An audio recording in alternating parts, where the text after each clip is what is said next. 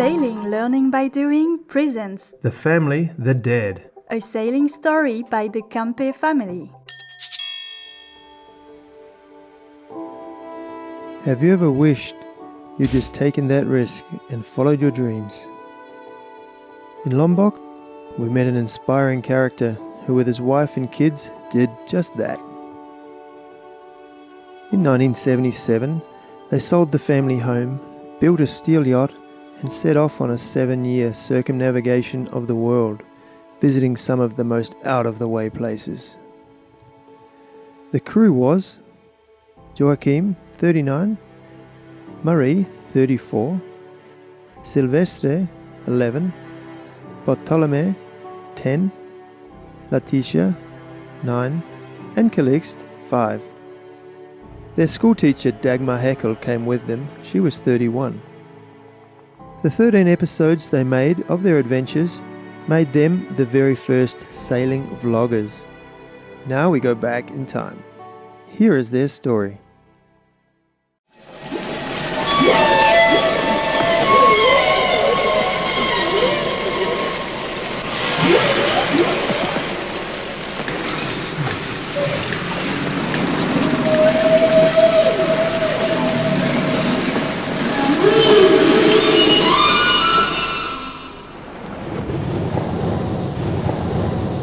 Anfang August verlassen wir Neufundland und segeln mit Kurs auf Labrador.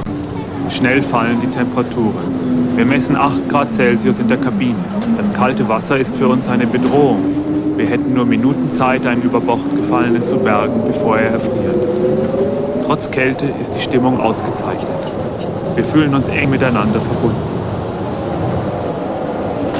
Warum segeln wir nach Labrador? Karge Felsen, viel Wind und nur wenig kleine Ansiedlungen erwarten uns. Mit dem Boot unterwegs reizen uns Gegenden, die man auch nur mit einem Boot erreichen kann. Mit dem Boot haben wir in der rauen Natur die Geborgenheit der Kajüte dabei. Musikkassetten und Bücher, Spiele und Malsachen, und das ist uns wichtig. Wenn wir es brauchen, können wir uns in unsere eigene Welt zurückziehen.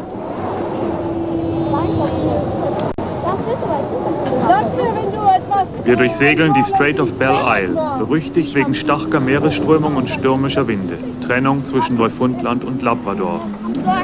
Am 2. August sichten wir die ersten Eisberge. Ich habe meistens die Eisberge entdeckt und die bekommen immer eine ganz andere Gestalt.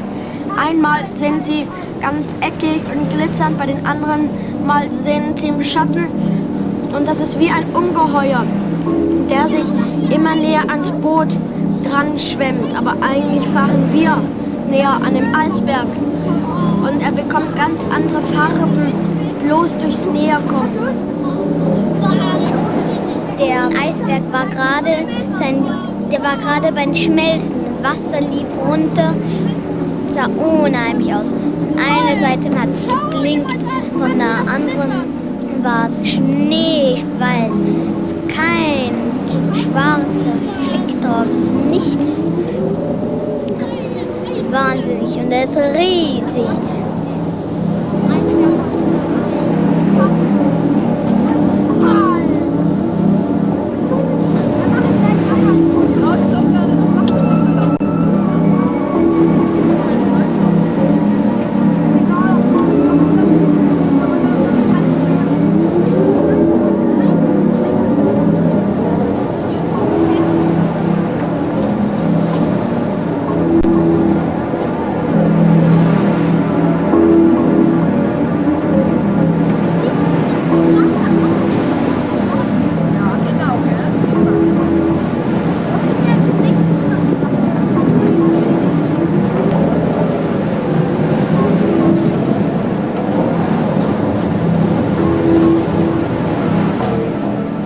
Die meisten Eisberge, die wir bis jetzt gesehen haben, die ragen über unsere Masten.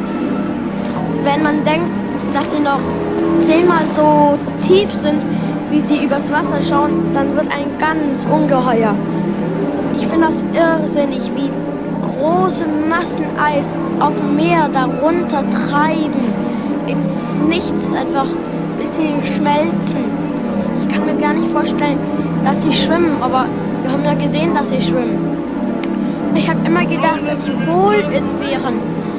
Ich konnte mir nie vorstellen, dass es so große Massen von Eis geben kann.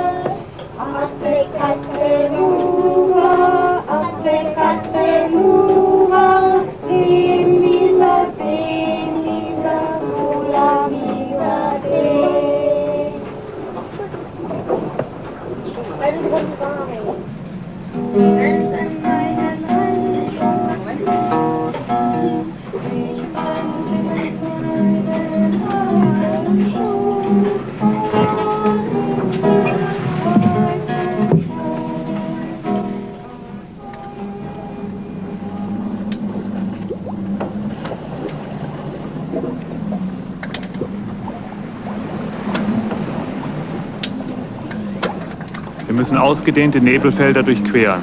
Vor Einbruch der Dunkelheit sollten wir einen Ankerplatz finden. Growler, das sind kleine Eisberge, geben auf dem Radarschirm kein Echo und sind nachts nicht zu erkennen. Es bewährt sich, dass wir Stahl für unser Boot als Baustoff gewählt haben. Es gibt in dieser Gegend die größtmögliche Sicherheit.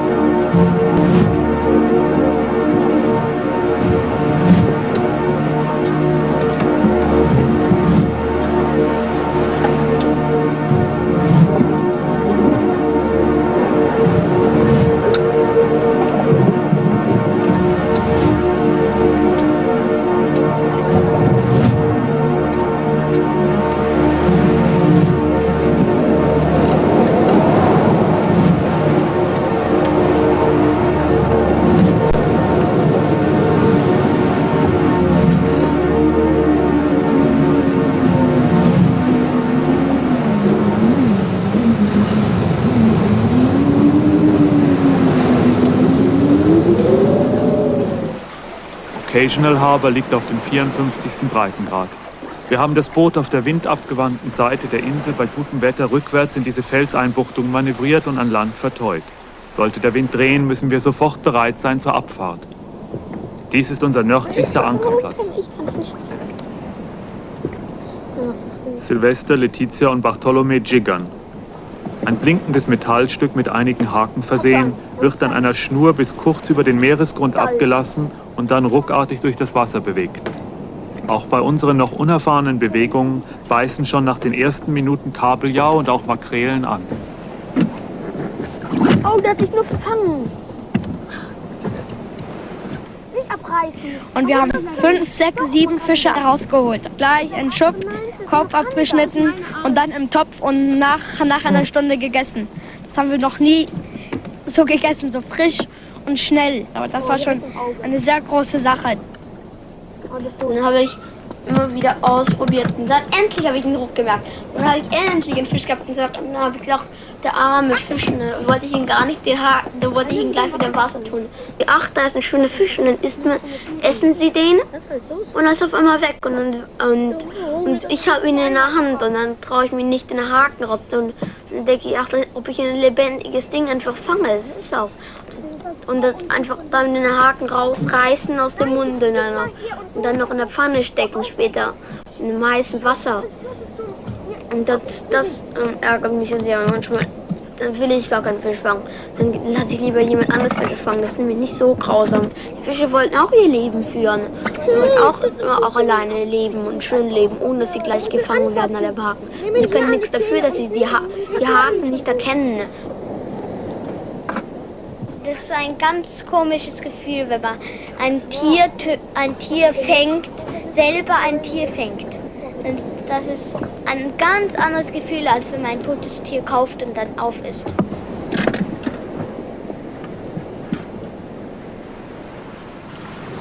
Occasional Harbour, wie auch viele andere kleine Fischereisiedlungen in Labrador, sind vor einigen Jahren von den Bewohnern verlassen worden. Es fuhr kein Postschiff mehr, kein Lehrer kam und kein Arzt. Da gaben die Fischer auf und sind in die Städte gezogen, wo ihnen die kanadische Regierung Umschulung und neue Arbeitsplätze versprach. In den windgeschützten Mulden der Insel finden wir noch einige verwilderte Gemüsegärten. Nein, ich muss das hier. Mama, machst du das hier? Silvester kann das machen. Nein, auch. Marie schreibt in ihr Tagebuch: Ich bin melancholisch und freue mich nicht über die Schönheit dieser Landschaft. Ich sehe nur Zerstörung und Verfall. Das Schweigen bedrückt mich. Oder ist das etwas anderes, was mir die Kehle zuschnürt? Ich fühle mich weit entfernt von Europa. Ich habe Angst, mit einer Situation konfrontiert zu werden, die mich zwingt, die Reise in Frage zu stellen. Das ist hier so eine grüne kleine Holzstadt. Und das ist sehr einsam, weil man alleine Sachen für sich machen kann, ohne dass gleich ganz viele Leute zuschauen. Und es macht dann so einen Spaß. Aber hier ist es so schön, ne? weil es so klein ist und wenige Häuser hat.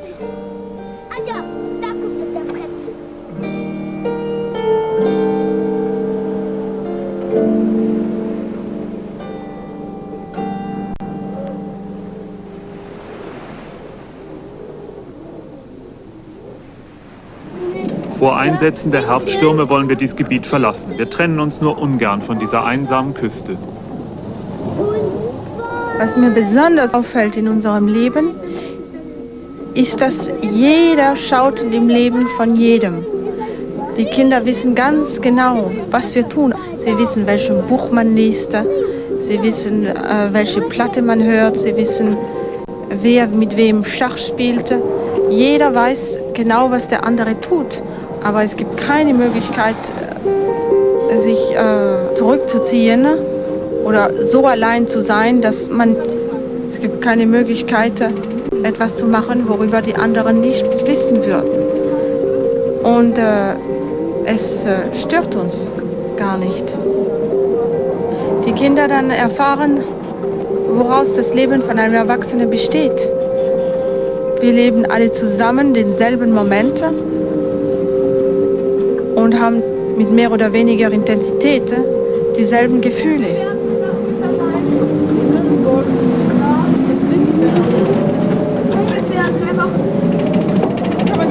Nein, jedenfalls nicht. Es kann von 3 Tage bis 2 Wochen. New York zieht an uns vorbei. Wir haben hier einen Monat verbracht. Durch viel Glück und die Freundschaft eines Seglers bekamen wir einen Bojenplatz im Indian Harbor Yacht Club. Mitglieder des Clubs luden uns ein, ihr Zuhause zu besuchen. Eine Zeitung berichtete über uns und wir fanden mehr und mehr Freunde, gingen oft ins Theater und Museen. Letizia verlor sich einmal im Gedränge einer Theatervorstellung und landete erst nach einer Stunde tränenüberströmt wieder bei uns.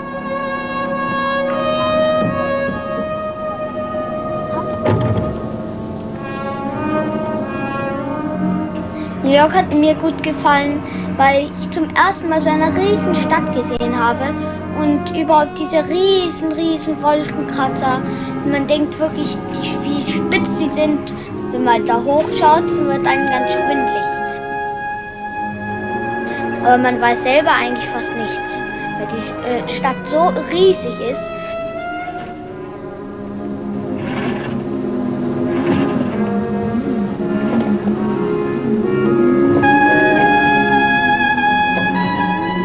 Mir war ganz unheimlich, als ich das erste Mal durch diese große Stadt gehen konnte. Also ich dachte, jeder, der herumläuft, ist ein Dieb, habe ich gedacht. Erstmal, weil ich so viele Geschichten davon gehört. Ich traute mich nicht alleine kurz zum Geschäft rüber zu laufen. Es war so unheimlich in dieser Stadt. In dieser großen Stadt. Ich will nicht noch einmal so gerne in New York hin.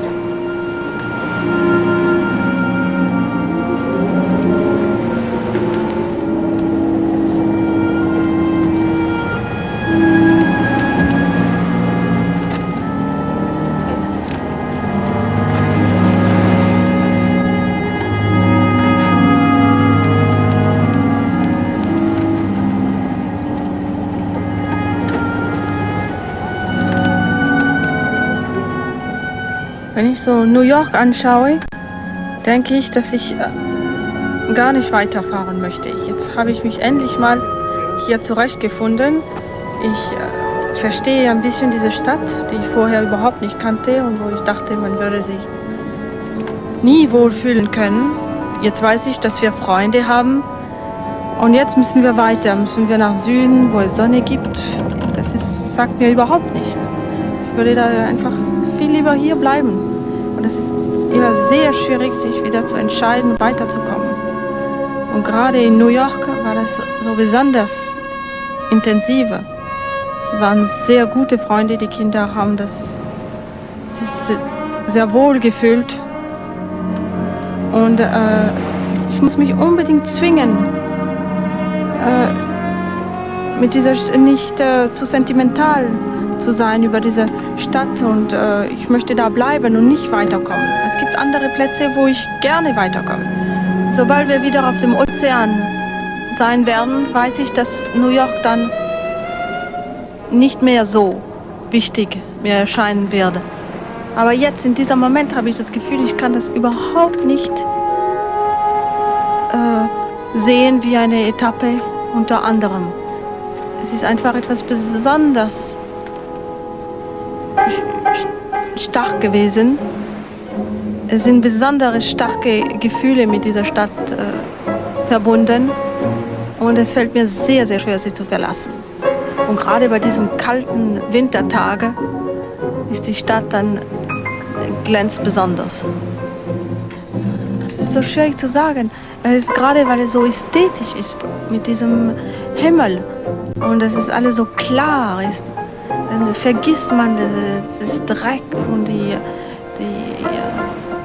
scheußliche Seite von einer Stadt und man sieht nur noch diese schöne Skyline, die ganzen Erinnerungen, die man hatte, unsere erste Entdeckung von dieser Stadt, wo ich geboren bin, aber wo ich nie mehr zurückfahren bin und wo ich so gern mit meiner Familie fahren wollte.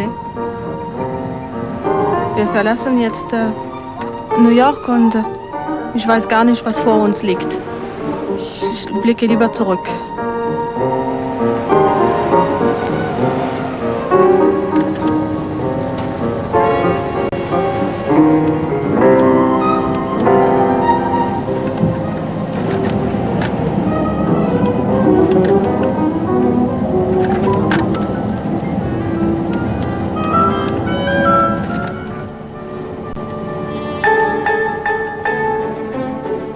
Die Kälte des Novembers treibt uns in den Süden. Der Fährmann des Yachtclubs sprach zu uns von dem Kuss der Tropen. Was immer das sein mag, wir wollen es erfahren. Nach 6 Monaten auf dem Meer sind Radio- und Funkpeiler stumm. Elektronik und Seewasserluft vertragen sich nicht. Vergleiche ich uns mit den Seefahrern früherer Jahrhunderte, haben wir es auch ohne elektronische Hilfsmittel immer noch unendlich viel leichter. Ein verlässlicher Wetterbericht vor der Abfahrt, genaue Uhrzeiten für die Navigation wichtig und vor allem detaillierte Seekarten helfen uns. Unser Boot hat sich in den ersten Stürmen bewährt. Sollte uns ein Unglück widerfahren, würde es nicht an dem Boot, sondern an der Mannschaft liegen, die sich manchmal recht schwach vorkommt.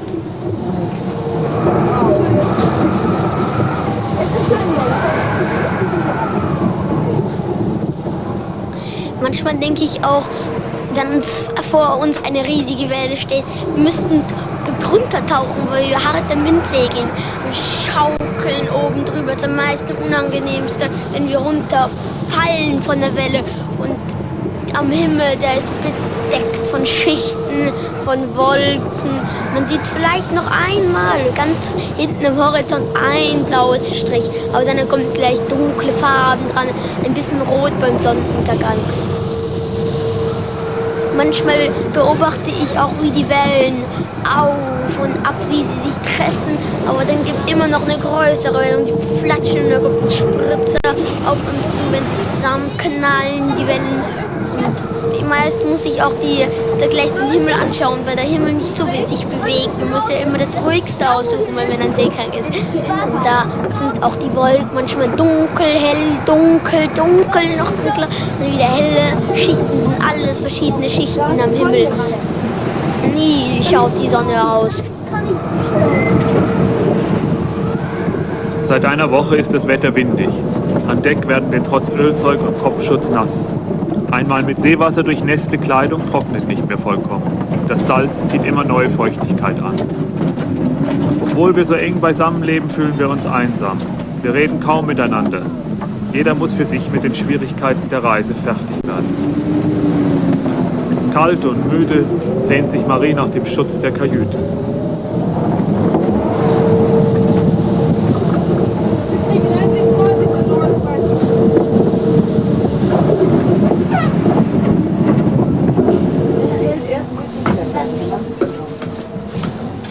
In der Kajüte steht eine feuchte, stickige Luft. Wir können keine Luke öffnen, um Durchzug zu erzeugen. Sofort würde eine Welle einsteigen und Kleidung und Bettzeug durchnässen. Die stehende Luft und der Geruch von Dieselöl macht uns alle seekrank.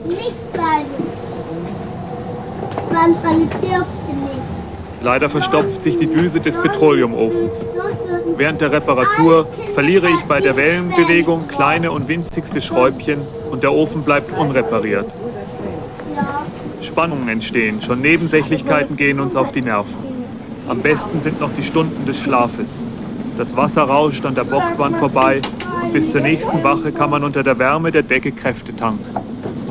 Ich bin froh, dass wir alle meistens zusammen sind. In Icking waren wir alle so getrennt. Am Morgen habe ich meine Eltern gar nicht gesehen. Bloß am Nachmittag. Auf dem Boot kann man nicht so weit auseinander sein. Das Boot ist so klein. Man findet bloß den anderen in der Kajüte oder draußen. Aber das macht ja nichts. Hauptsächlich, man ist zusammen. Auch beim Segeln kann man nicht irgendwo anders gehen. Jeder bleibt zusammen. Weil man kann ja nicht stoppen jetzt irgendwo. Wir fahren durch die verzweigte Wasserstraße von Fort Lauderdale in Florida. Hier kaufe ich uns noch fehlende Fisch- und Tauchausrüstung und lasse das Boot mit einem tropenfesten Unterwasseranstrich gegen Muschel- und Algenbewuchs streichen.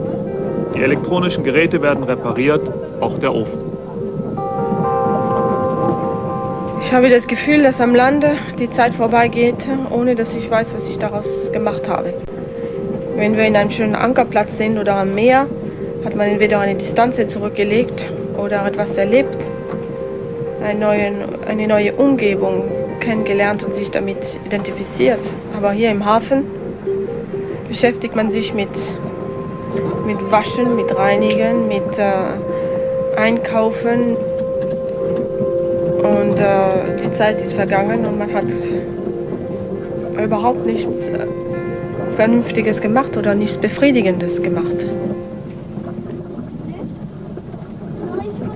Wir können nicht warten, den Sprung über dem Golf von Mexiko zu machen, obwohl er mir gewaltiger als die Atlantiküberquerung erscheint. Werden die Tropen mit unseren Erwartungen übereinstimmen?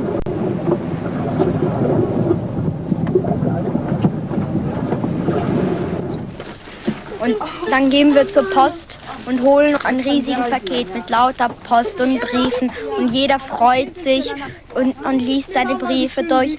Meistens ist man sehr enttäuscht, weil man doch nicht so viele Briefe bekommt, wie man sich eigentlich denkt. Ganz toll. Es ist ganz eindeutig, dass es schön ist, Post zu bekommen. Und über jeden Brief freue ich mich unheimlich. Und jede Einzelheit von diesem Brief ist wichtig und ich finde es wirklich, möchte ich kein Wort verpassen. Aber es ist nicht aus Sehnsucht. Es ist, weil ich interessiert bin, zu hören, was andere tun, die mir lieb sind. Und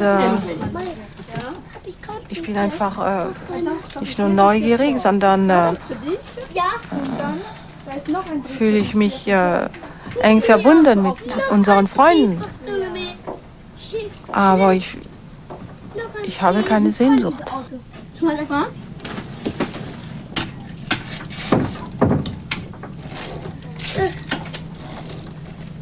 Oh, wieder noch eine solche Dagmar.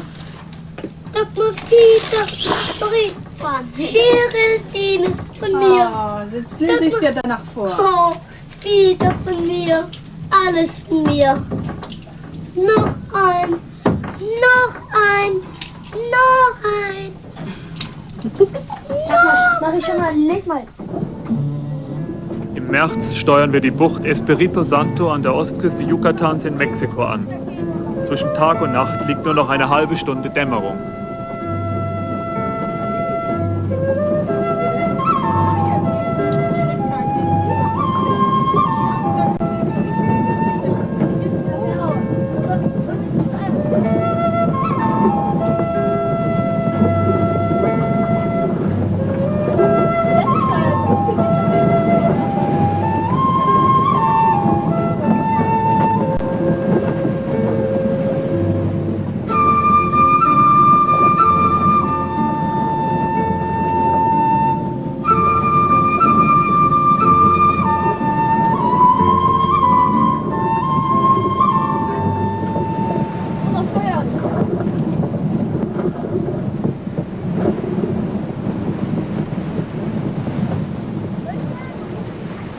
Besonderes erfreut es mich, wenn der Anker fällt, denn dann weiß ich, dass so viele Sachen passieren werden auf den Inseln, dass wir da Ausflüge machen werden, neue Tiere sehen werden. Es macht mir schon großen Spaß zu wissen, dass wir jetzt endlich da sind und jetzt alles machen können dann auf den Inseln.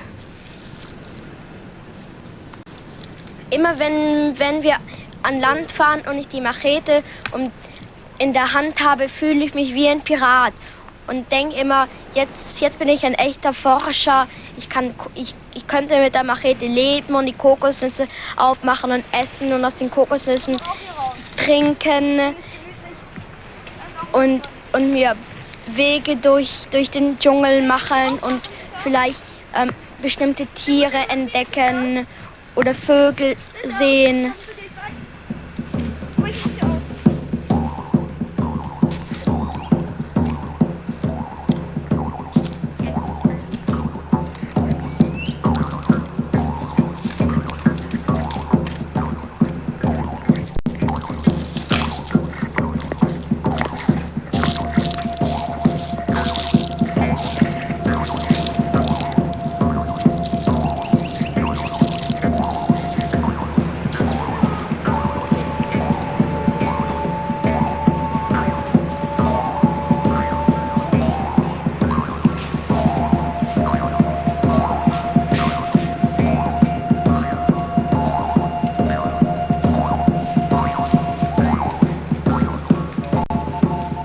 Satul hat uns schon am ersten Tag in Espiritu Santo auf dem Boot besucht. Er ist der einzige Bewohner dieser Gegend. Die nächste kleine Ansiedlung liegt 3 Stunden Fußweg von hier entfernt. Es war so aufregend, als ich den Zatul sah, wie er die Kokosnüsse aufpickte. Ich hatte noch nie gesehen, wie man mit einer Machete umging. Und ich hatte mir auch mühsam eine Machete mit meinem Taschengeld gekauft. Nun sah ich, wie man mit ihr umging. Sofort probierte ich es auch, die Kokosnüsse aufzupicken und sie in zwei zu schlagen.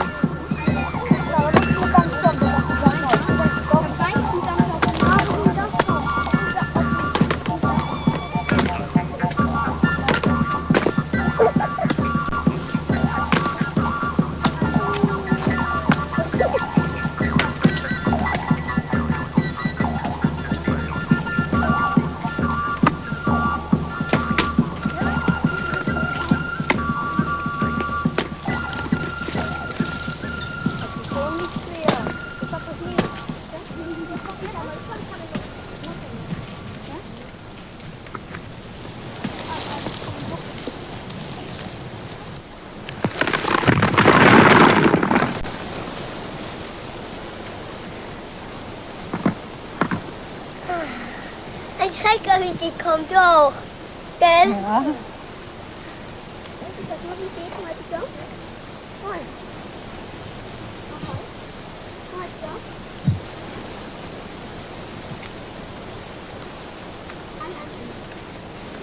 Zatul schält die eingesammelten Kokosnüsse. Das Kokosnussfleisch wird von ihm in die Sonne zum Austrocknen gelegt und als Kopra an vorbeifahrende Handelsschiffe verkauft. Auch Langusten kauft der Händler. Zatul jagt sie im Riff, das der Bucht vorgelagert liegt. Zatul geht mit uns um, als wären wir schon immer hier. Öfter laden wir ihn und seine Familie auf das Boot ein. Auch bringt Marie manchmal fertig gekochte Speisen mit an Land. Dass Zatul vom Handelsschiff nur Reis und Maismehl als Nahrungsmittel kaufen kann, sind ihm Pudding, Kartoffeln und unsere Konserven sehr willkommen.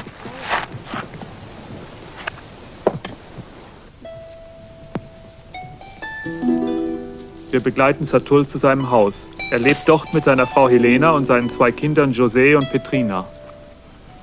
Ich habe mir schon gedacht, da wird es schön sein. Ich kann jetzt frei rumlaufen. Auf dem Boot ist es nämlich so enge. Und jetzt bin ich an Land und ich habe viel Platz um mich.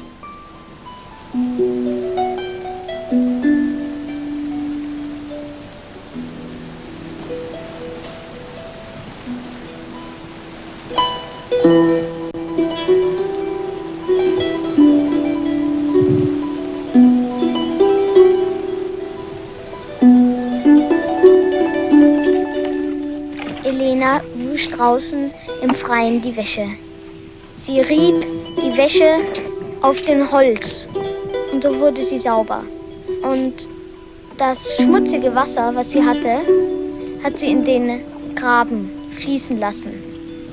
Die Kinder haben immer Wasser geholt für sie beim 200 Meter entfernten Brunnen.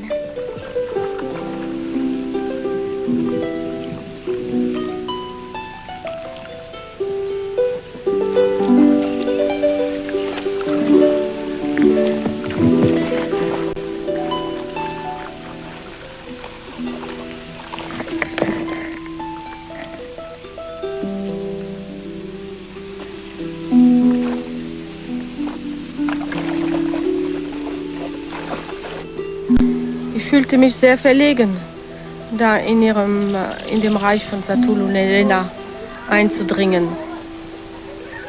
Sie wussten nicht genau, was wir wollten und eigentlich wussten wir das auch nicht. Wir wollten sie einfach kennenlernen, wissen, wie sie leben und wissen, was sie im Leben schön finden oder ihre Schwierigkeiten. Zatul nimmt mich mit zu seinen Tauchgängen. Er zeigt mir, wie man die Langusten in den tiefen Höhlen der Gehirn- und Geweihkorallen entdeckt und lebendig herausholt. Auch lerne ich von ihm, nicht die bunten und zutraulichen Korallenfische zu jagen, sondern die schnellen und gut getarnten Raubfische. Heute hat Zatul ein Prachtexemplar von Barsch mit Pfeil und Gummizug geschossen. Wir werden ihn heute Abend auf dem Feuer braten.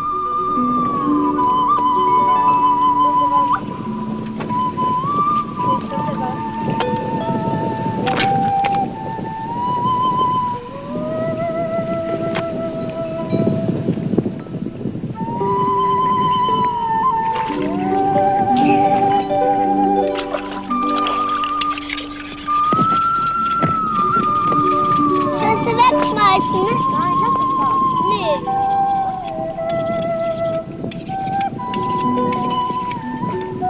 Hier ist Silvester.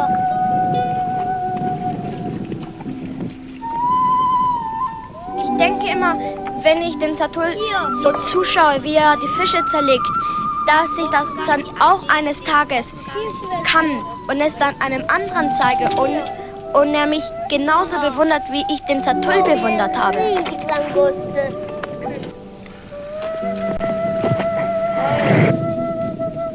Die Familie lebt viel einfacher als wir. Sie leben ganz einfach, ohne Schuhe und sind daran gewohnt und in so leichten Hängematten. Und sie leben ganz leicht und frei, als wir in einer Stadt so, ich würde sagen, wie im Gefängnis, aber wir können dafür im Kino gehen, was sie natürlich nicht leisten können. Aber sie leben frei in der Natur und leben frei in der Natur. Die Leber rausgetan, Gabaré.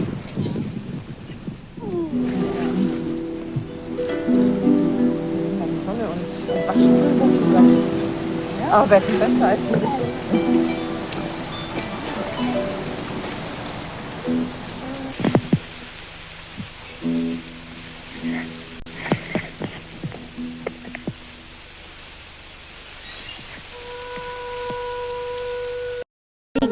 Sie hat die Tortillas in 1 Minute geschafft. Und ich habe erst mühsam probiert, dass sie rund werden und dünn bleiben und nicht zu groß und nicht zu klein sind. Aber Helena macht es ganz schnell. Eine Kugel aus dem Topf, dann drücken und schon geht es los. Sie haben kein Licht, kein echtes, richtiges. Sie leben ohne Licht. Ihr Licht ist die Sonne.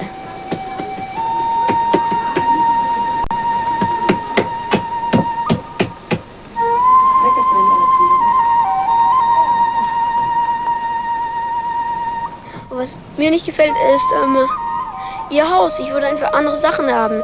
Sie leben zu einfach für mich. Ich brauche kompliziertere Sachen. Ich bräuchte es einfach. Drinnen gibt es nur 3 Möbel. Das ist sehr wenig für ein Haus. Und dann müssten sie die ganzen Tage stehen. Oder die möchten mehrere Sofas und so Sachen haben. Aber sie wollen einfach leben. Um die Mücken zu verscheuchen, haben sie nur eine Kokosnussschale angezündet. Was unheimlich qualmt, das verscheucht die Mücken. Und wir haben Mückenspray und diese ganzen Sachen, die sehr mit Gift gemacht sind und so weiter. Als Herd haben sie nur eine Tonne, eine rostige Tonne. Die Familie schläft nur an Hängematten. Sie kennen keine Bette. Nur der Vater wird bevorzugt und kriegt ein schönes Zimmer mit einem Bett. Das Dach ist vollkommen durchlöchert und abends kann man die Sterne durch das Dach beobachten. Hi guys, welcome back. Really hope you enjoyed that one. That was, yeah, they're getting better, right? Yeah, like Joachim said in the interview I did with him, his goal was to show the world through the children's eyes, and I really think he's achieving that, seeing how the kids are adapting to this lifestyle and catching fish. And you can see it was a different time back then too. You see it was quite stormy, icebergs, obviously super cold water, but even the youngest one is walking around the deck, no life jacket, no safety harness. These days, if I do that in calm water in the tropics, people are yelling and screaming, oh, you've got to strap in. And fair enough, but you know, it was different back then. Yeah, obviously nothing happened to them. It was all good, and that's what happens most of the time. So yeah, they learn to trust themselves and have their own responsibility, which these days is tough sell. Yeah, pretty cool coming into Manhattan, seeing the Twin Towers still there, obviously. Probably an amazing sight back then for people. Yeah, pretty iconic, and you know, people just didn't travel as much back then as they do now. So seeing things like that, or the pyramids or whatever, was like, wow, look at that. And now it's just like, you know, I've seen on Instagram, whatever. But thanks again for the support. All of this money that you guys are giving on PayPal is going to Joachim. All of it. I'm not keeping any of that. It's a fair bit of work for me doing these translations and things, but it's a good cause, and man, I'm glad you guys are getting to see this footage. It's been just not rotting away. Digital footage doesn't rot away, but it's just been sitting there. No one's been seeing it, and I think it's pretty cool now that you guys get to witness this stuff. As always, next Sunday, European time, 7 p.m, there will be the next episode coming out. See you then. Bye-bye.